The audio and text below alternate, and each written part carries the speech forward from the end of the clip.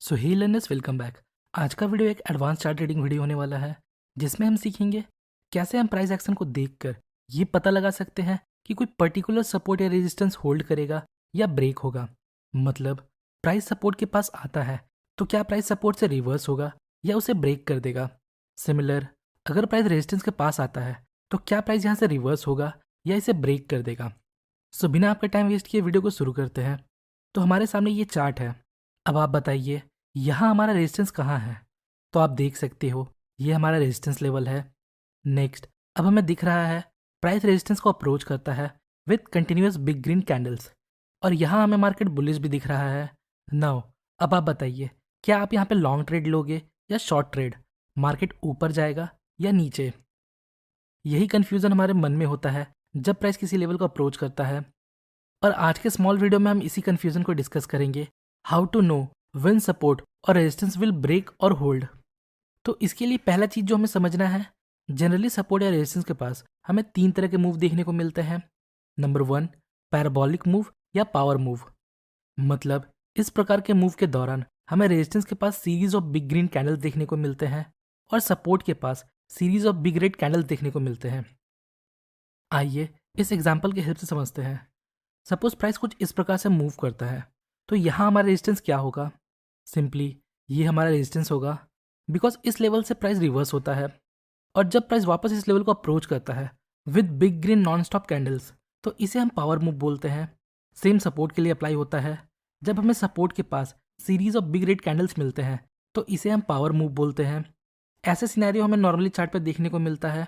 तो इस सिचुएशन में हमें क्या करना चाहिए, हमें ब्रेकआउट का वेट करना चाहिए या फिर रिवर्सल का। तो यही कन्फ्यूज़न है। आइए अब चार्ट पर देखते हैं। ये हमारा रेजिस्टेंस है और प्राइस यहाँ से कंटिन्यू बिग ग्रीन कैंडल बनाते हुए इसे अप्रोच करता है। यहाँ इस मूव को देखिए, हमें कंटिन्यू ग्रीन कैंडल देखने को मिलते हैं, सिर्फ एक या दो रेड कैंडल है। मतलब ये एक पावर मूव है। तो इस प्रकार के मूव के बाद जब प्राइस किसी लेवल को अप्रोच करता है तो यहाँ रिवर्सल की एक पॉसिबिलिटी होती है। सो पावर मूव के बाद हमें ब्रेकआउट ट्रेड को अवॉइड करना चाहिए। यहाँ हम एक रिवर्सल ट्रेड प्लान कर सकते हैं।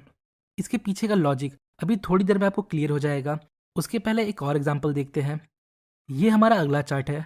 तो यहाँ हमारा सपोर्ट लेवल कहाँ है। सिंपली ये हमारा सपोर्ट लेवल है। अब देखिए प्राइस वापस इस लेवल को पावर मूव के साथ अप्रोच करता है और इसे ब्रेक भी कर देता है। नाउ अब आप बताइए क्या आप यहाँ पे शॉर्ट ट्रेड लोगे क्योंकि यहाँ सपोर्ट लेवल ब्रेक हुआ है। तो आंसर है नहीं, क्योंकि हमने अभी अभी डिस्कस किया जब प्राइस पावर मूव के साथ किसी लेवल को ब्रेक करता है या अप्रोच करता है तो हमें वहाँ ब्रेकआउट ट्रेड को अवॉइड करना है। वहाँ हमें रिवर्सल ट्रेड प्लान करना चाहिए because most of the time ऐसे ब्रेकआउट फेक ब्रेकआउट होते हैं।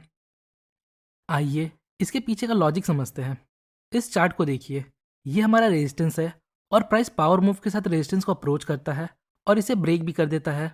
जो लोग अभी बिगनर होंगे वो सोचते हैं मार्केट कितना बुलिश है, बड़े बड़े ग्रीन कैंडल बनाते हुए मार्केट रेजिस्टेंस को ब्रेक करता है, मतलब ये एक स्ट्रॉन्ग ब्रेकआउट है और मार्केट अब यहाँ से और ऊपर जाएगा। पर ऐसा बिल्कुल नहीं है। देखिए मार्केट इस लेवल से चलकर इस लेवल तक ऊपर आया, मतलब जिन लोगों ने यहाँ कहीं बाई किया होगा वो अभी प्रॉफिट में होंगे। सपोज हमने भी यहाँ बाई किया था, सो बेस्ड ऑन स्ट्रक्चर हम लोग अपना प्रॉफिट यहाँ रेजिस्टेंस के पास बुक करेंगे और सभी लोगों को ये रेजिस्टेंस दिख रहा होगा और वो भी अपना प्रॉफिट यहाँ कहीं बुक करेंगे। और हम लोगों का प्रॉफिट बुकिंग मतलब सेल ऑर्डर। तो देखिए हमने यहाँ बाई किया और प्राइस पावर मूव के साथ रेजिस्टेंस को अप्रोच करता है। अभी तक यहाँ कोई बेरिश रेड कैंडल नहीं बना, हम अभी भी ट्रेड में हैं और ब्रेकआउट भी हो जाता है। पर जैसे ही इस ब्रेकआउट के बाद एक नेगेटिव कैंडल बनता है तो हम अपना प्रॉफिट बुक कर लेते हैं, क्योंकि हमें डर है कि प्राइस यहाँ से नीचे ना चला जाए। और मोस्ट इंपॉर्टेंट पॉइंट, हमारा टारगेट भी अचीव हो चुका है। तो जैसे हमने एक नेगेटिव कैंडल के बेस पर अपना प्रॉफिट बुक किया, वैसे ही बाकी लोग भी प्रॉफिट बुक करेंगे जिन लोगों ने यहाँ कहीं बाई किया होगा। तो बहुत से लोग जब एक साथ यहाँ प्रॉफिट बुक करेंगे, उनका प्रॉफिट बुकिंग मतलब सेल ऑर्डर, तो फिर यहाँ से हमें एक गिरावट देखने को मिल सकता है। इसलिए मोस्ट ऑफ द टाइम ऐसे ब्रेकआउट फेक हो जाते हैं। सो जब भी प्राइस पावर मूव के साथ की लेवल को ब्रेक करे तो आपको ब्रेकआउट ट्रेड को अवॉइड करना है। यहाँ आप रिवर्सल ट्रेड प्लान कर सकते हो। आइए अब सेकेंड टाइप ऑफ मूव देखते हैं, जिसमें प्राइस सपोर्ट के पास लोअर हाई फॉर्म करता है और रेजिस्टेंस के पास हायर लोज फॉर्म करता है। यहाँ देखिए ये हमारा रेजिस्टेंस लेवल है।